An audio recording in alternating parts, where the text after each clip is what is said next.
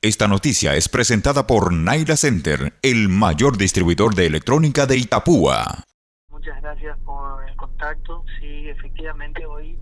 es el lanzamiento oficial por sistema Google Meet, con el sistema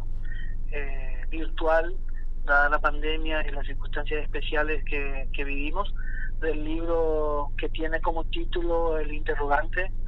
Independencia Judicial en el Paraguay. ¿Qué aborda en este libro? ¿Qué experiencia recaba, abogado? Bueno, nosotros en este libro me he abocado a como el título lo dice, a interrogar un poco, a hacerme la pregunta si tenemos independencia judicial en el Paraguay, y en virtud de esto a realizar un análisis eh, un poco de la historia, de dónde venimos y a dónde vamos y cómo estamos hoy con el tema independencia judicial, que necesariamente, como siempre digo, la independencia judicial es uno de los elementos o de los pilares más importantes de un Estado de Derecho, que la historia nos enseñó que sin un poder judicial independiente tenemos excesos de poder y a veces incluso un poder judicial no solo omisivo en aplicar la ley, sino justificando aquellas actitudes aberrantes de un poder dictatorial o un Estado sin la aplicación del derecho, como lo enseñó la historia del Paraguay en la época de la dictadura de 35 años, donde ciudadanos pedían la garantía constitucional del habeas corpus y se les era negado, diciendo de que el estado de excepción, que el poder judicial lo negaba, diciendo que el estado de excepción dejaba de lado la posibilidad de aplicar ese derecho, o amparos constitucionales de ciudadanos que habían sido expulsados del país, que querían volver, que decían de que no se podía aplicar. Entonces entendemos que la independencia del poder judicial es un factor, un pilar importante y una condición sin la cual no se puede dar un Estado de Derecho. Y de ahí descendiendo del macro, de una perspectiva Estado, a una perspectiva particular, que es la de juzgar un caso, tu caso, el caso, mi caso, el caso de cualquier ciudadano, un juez que se le dota de las facultades del Estado para sancionar, sentenciar o definir el futuro de tus bienes, de tu familia, incluso tu libertad, y que éste lo pueda hacer con independencia a cualquier intromisión o voluntad política, social, económica que se quieran inmiscuir en un caso en particular. Entonces, hablamos que en definitiva tienen que haber herramientas del derecho constitucionales que le den al juez la garantía, la seguridad de poder dictar una sentencia sin que esto tenga consecuencias a su persona como funcionario o como persona, y que va a desembocar indefectiblemente en una mejor administración de justicia, o una justicia que es lo que espera el ciudadano, ¿verdad? Entonces, la importancia y trascendencia de una independencia del poder judicial es un tema complejo, pero tiene aristas que deben ser tocados, puestos en el tapete de nuestra discusión en el país, porque a partir del año 92 la Constitución Nacional ha ingresado a nuestro marco jurídico instituciones y herramientas para mejorar esto, que son, por ejemplo, el Consejo de la Magistratura, que sirvió para desmembrar en su momento, porque en aquel entonces el Poder Ejecutivo podía nombrar jueces en tiempos electorales, en periodos presidenciales, es decir, podía no solo nombrar, sino vaciar y volver a nombrar de acuerdo a su voluntad y su tiempo y sus su tiempo presidencial. Entonces, el Consejo de la Magistratura cumplió un papel preponderante en ese momento de desmembrar esa facultad del Poder Ejecutivo y tener un órgano selector que ya no dependía directamente del Poder Ejecutivo, sino de un órgano compuesto mixto de jueces, de ministros de la Corte, integrado por miembros del Congreso y del Poder Ejecutivo como docentes y abogados, para poder integrar o seleccionar ternas para ser nombrados jueces, fiscales, defensores. Eso tiene su mérito, pero al tiempo de formulación de ello a hoy, vemos que la experiencia nos enseñó también que al ser un órgano mixto, donde está integrado por actores políticos, esto ha generado también el problema de la dependencia o la negociación. Es decir, un actor político tiene como arma legal y como don el don de la negociación, poder negociar, porque ese es su rol, pero transmitido o trasladado eso a un órgano selector como el Consejo de la Magistratura,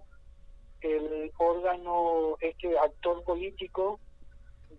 transfiere también ese don de negociación que lo hace en ese lugar un veneno, o sea que transforma esto en veneno y no da las garantías a aquel candidato a ser seleccionado solo por sus méritos y actitudes, y genera todo lo que nosotros todos decimos o vemos que es el compadrismo, amiguismo, la humillación del juez de que tiene que ir a buscar un representante político para ser apadrinado, para poder ser tenido en cuenta en una terna, y todas esas circunstancias que no solo disminuye esa independencia judicial, sino que también hace que desanime a buenos candidatos, a buenos profesionales, a que puedan hacer una carrera judicial para ser buenos jueces. Entonces, lo mismo pasa, este mismo vicio ocurre con un jurado de enjuiciamiento de composición mixta, donde también están integrados de la misma manera, pero que incluso en la actualidad ha trabajado de oficio, buscando aprobación popular o en una actitud populista por publicaciones de medios,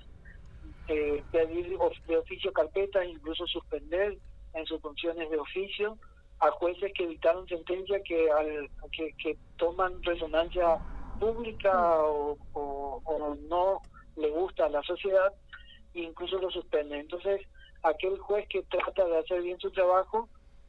indefectiblemente piensa en ese escenario que se crea a su alrededor para decir, bueno, ¿en qué estamos? Decido por el justiciable conforme a la ley y me expongo a ser suspendido sin goce de sueldo. De dicho sea de paso, el juez es lo único que hace y no puede trabajar en otra cosa más que en la docencia. Entonces está pateando contra su propio interés al resolver el caso de un ciudadano a quien no conoce y tampoco le interesa su futuro, pero sí está al resolver con justicia, pero al saber que se va a exponer ante un órgano como el jurado de enjuiciamiento, quien podría suspenderlo por no gustarle la resolución que sacó, entonces el juez decide optar por uno mismo, por amor propio, ¿verdad? Podríamos decir que eso es detestable y que si no es un juez valiente tiene que renunciar. Y bueno, pero el escenario está hecho de esa manera, y cómo le podemos pedir a ese ser humano que patee contra la olla de la comida de su casa o que patee contra su carrera judicial. Es decir, todos estos condimentos, en vez de generar una independencia y una seguridad del juez, de que no va a ser juzgado de una forma indebida o manoseado o desvinculado de su cargo por haber hecho justicia, se presenta la situación de que al todo lo contrario, el juez está pensando de que esto puede ir en detrimento directo de su carrera judicial o de su cargo o de su permanencia como tal en el cargo. Lo que hace que al final este juez decida conforme a lo que piense que va a pasar y con una menor exposición, que a veces no necesariamente es la de la justicia o aplicar la ley como debe ser. Incluso hay casos que el jurado de enjuiciamiento ni siquiera espera una resolución de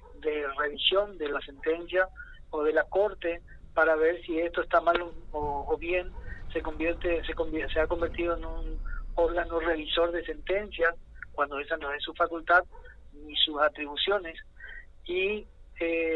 estuvieron de contramano con resoluciones de la corte donde el jurado de enjuiciamiento sanciona a jueces por decir que han aplicado mal la ley, y de esa misma resolución por la cual habían sancionado al juez, la Corte Suprema dice que la resolución está conforme a derecho. Entonces entran en una contradicción absurda y aberrante en cuanto a lo que dice un órgano judicial que está bien o mal, pero ellos dicen de que está mal y que constituye mal desempeño. Entonces todo ese escenario ha generado estas instituciones constitucionales que, a mi opinión, deben ser abolidas como tal en su integración y generarse otro tipo de integración sacando del poder político, porque el poder político pretende siempre o busca consciente e inconscientemente detentar el poder absoluto, y eso debe ser limitado no solo por las normas, porque las normas a veces están, sino por los actores que juegan este partido, que son los jueces, ministros, abogados, asociaciones civiles, gremiales, que hacen de esto un escenario de discusión para poder cambiar. ¿Y cómo cambiamos? Y bueno, limitando el poder político en la intromisión o la posible intromisión en el juzgamiento o en el poder judicial.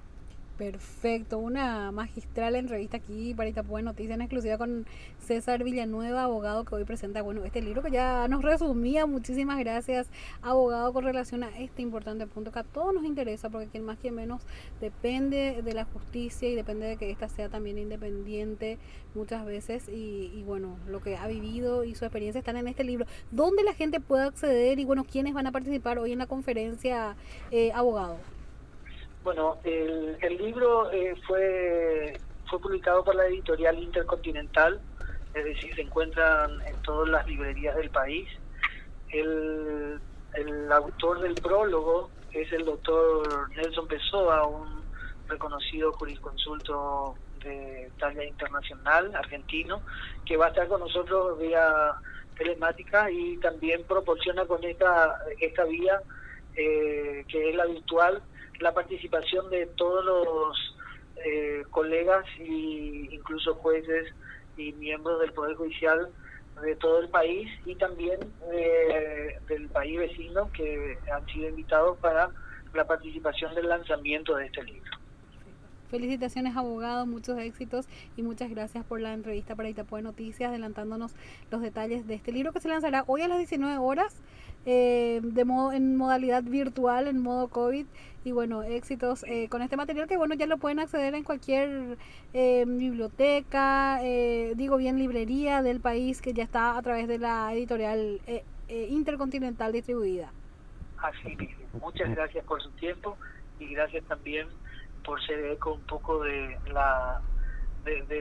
obras jurídicas y obras literarias de los autores paraguayos, que también es un poco costoso en tiempo y trabajo, pero que yo creo que va a tener sus frutos y es parte de una biblioteca jurídica y de la comunidad. Y propongo que se ponga al tapete y sobre la mesa una discusión que muchos hablan de lo políticamente correcto, pero